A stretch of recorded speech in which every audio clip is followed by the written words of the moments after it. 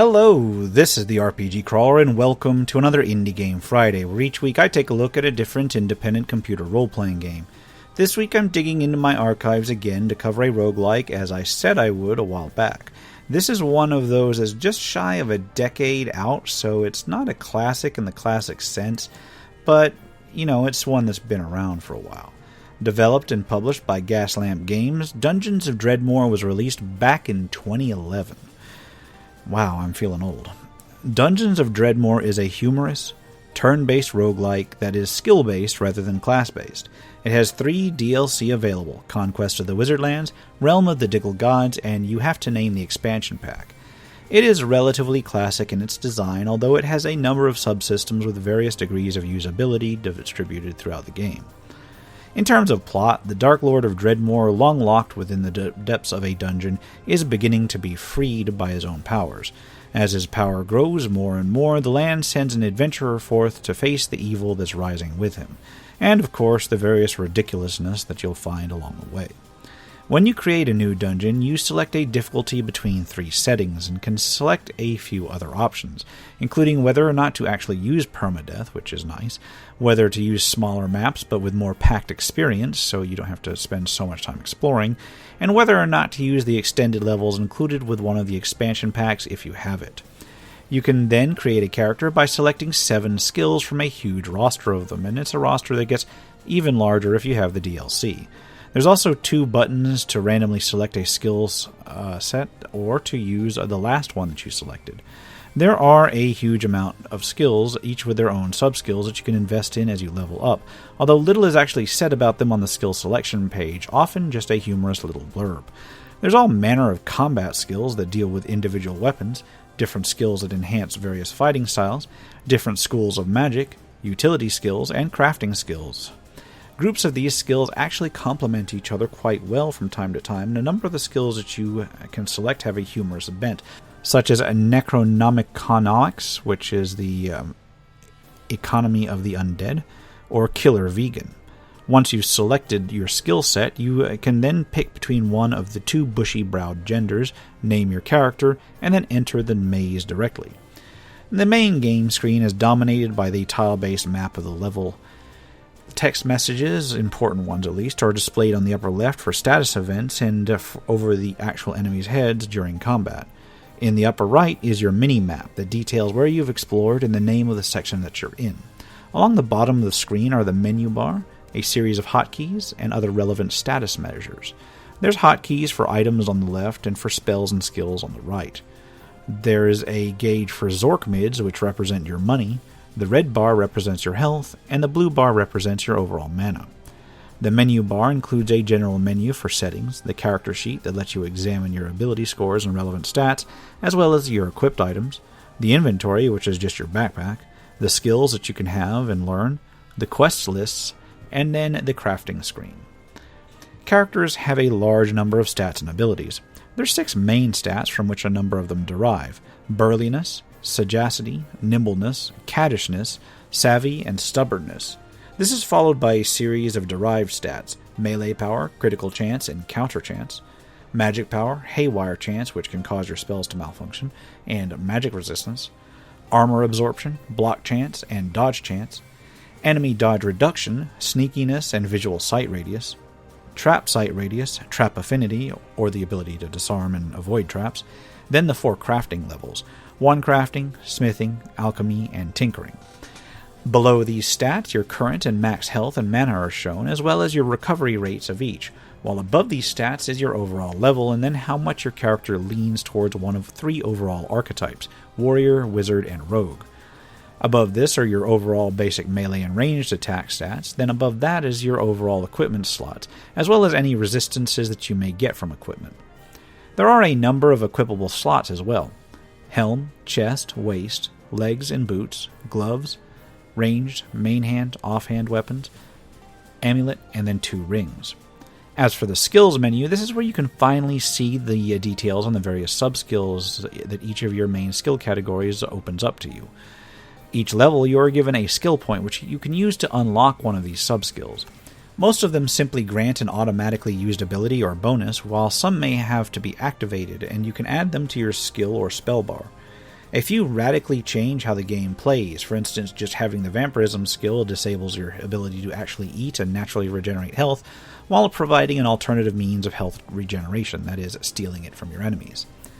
Quests are extremely simple in design, generally given out by shrines that you uncover in the dungeon. They usually spawn a random named monster somewhere in the dungeon, and then you're only given a level to indicate where you have to track them down. Once you've completed the quest, you automatically get the reward delivered to you. Killing monsters, disabling traps, and more generally gives experience, and once you've attained a certain amount of experience, which you can check from right above your mana bar, you gain a level, which seems to increase your stats once you've spent the associated skill point. It may increase certain stats more than others based on what archetype that skill is associated with, or at least that's what I gather. This may increase your overall hit points and mana if the stats that they are derived from are raised. Gameplay can be done with a mouse or keyboard and generally involves navigating the tile-based map, interacting with the many objects, levers, shrines, crates, chests, etc. you'll find about the dungeon, and of course, fighting enemies. Not all monsters are immediately hostile, and you can mouse over them to see their name and general status as well as their demeanor. Every movement you take or action you do takes a turn, and then the NPCs and monsters get their turn. It's pretty standard for a roguelike in that regard, although the overall movement is so fluid that you may forget that it's actually turn-based if you're not careful. There is a crafting system where you can combine items to find in the dungeon into other items, provided you A. have the skill, B. have the appropriate crafting station around you, and C. know the recipe. You start knowing tons of recipes, and you can easily find many more in the bookshelves of the dungeon. Most crafting stations also come in a portable format as well, so you can carry your relevant ones in your backpack for future use. There's smithing, alchemy, tinkering, and one crafting, as I mentioned above, but there's also a slew of resource processing crafting abilities that are used to produce or refine the resources you use for the other skills.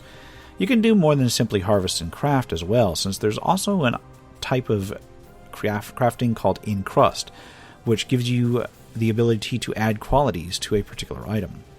Other than that, the main draw in the game is just simply the ludicrous amounts of interactivity you'll run into in the dungeon. There's various vending machines to sell you equipment, but there's also shops that can buy and sell items, various magic forges to alter equipment, altars that give you quests, others that allow you to sacrifice fish, puzzle rooms and doors that can be locked, but you can actually knock the doors aside with a swift kick if you're lucky. The dungeon levels themselves tend to be rather large as well, unless you're using that option that reduces their size, of course. There's no hunger or thirst in the game, although there are ample different types of food that can be used to grant benefits and restore health, and different types of drink to, again, restore mana and give different bonuses. Many of the special effects in the game are accomplished through various turn-based temporary buffs as well. So, it's a decent roguelike in that regard, with a pretty RNG-based challenge level as one might expect from this sort of game. But there's also three main qualities that make Dungeons of Dredmor feel like Dungeons of Dredmor, and those are all of the presentation qualities. There's the music, which isn't bad at all, although I would get tired of it after a while. The tracks are passable, not excellent like you'd see in certain other standout roguelikes, but passable. The sound design itself, aside from the music, I found to be a little bit grating, at least in terms of the squeals and other noises enemies make, although that could just be me. The graphics have their own distinctive feel, being decent pixel art, but also well animated all in all. The art design feels quite different from even other pixel-based roguelikes I've played, although that may have something to do with the look of the main characters. The absurdist style of humor that runs throughout the writing, enemy design, item descriptions, and more is what really sets the scene of the game, though. Whether it be the presence of werediggles, the call-outs to other gaming tropes, and even other entire games themselves, some of which are more obscure than others, the absolute silliness of some monsters and items, it's got a consistent feel of random humor that feels vaguely Python-esque. And I say vaguely because it's kind of hit or miss, as are most humor-based games, and it can feel a little bit too cluttered with references due to the randomized nature of the dungeon. It's really hard to get humor pacing on such writing when everything's procedurally generated. Fortunately, the actual gameplay is solid enough to make up for this, since it doesn't completely rely on humor. That having been said, I've enjoyed Dungeons of Dredmor for years now, and I can definitely recommend taking a look at it if you enjoy turn-based roguelikes and you can catch it on sale. I'm going to keep this one short and sweet this week and leave it off at that, because this is one of those roguelikes that really needs to be experienced rather than analyzed. I'll cover another roguelike soon enough, not next week, but soon enough, although I think I'll start heading into classic free-to-download territory next time. For now, this has been the RPG Crawler with my Indie Game Friday Dungeons of Dredmor. As always, I'll throw out a link to where you can pick it up below. If you like what you've seen, remember to leave a like, comment if you get any feedback, and subscribe for more RPG content, both tabletop and computer. Until next time, take care and goodbye. And if you're still watching this far, I'd like to take a moment to thank those who have supported this channel via Patreon or direct donations throughout the years, without which this channel could not have lasted as long as it has. For those who are feeling particularly generous, you can still support my work through Patreon and now through Subscribestar as well, through the links in the description below.